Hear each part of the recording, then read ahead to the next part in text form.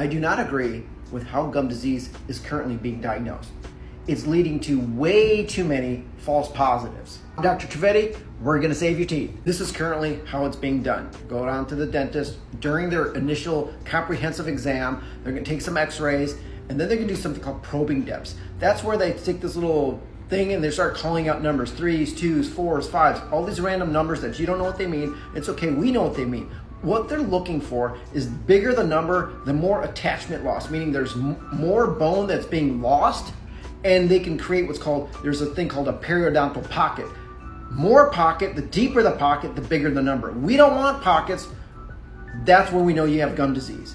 The problem with this process is if I'm doing the periodontal pockets, I'll call out numbers. I then give it to my hygienist. She's gonna call out numbers. Guess what? These numbers will be different. I can do this with 100 dentists, 100 hygienists. We're all gonna get the different numbers. The problem with this is there's a subjectivity in it.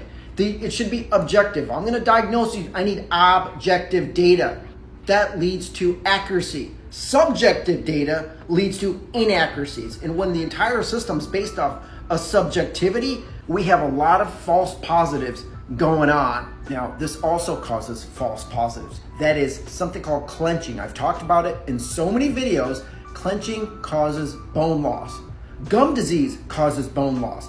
If your doctor is not looking at the other possibilities that bone loss is coming from somewhere different, false positive. They're gonna think you have gum disease when in fact you've been clenching, or it's an and or. Maybe you have gum disease plus clenching. Bone loss doesn't willy-nilly come out of the blue. It's coming from somewhere. It's always important to find, as I said this before, the root cause of why you have bone loss.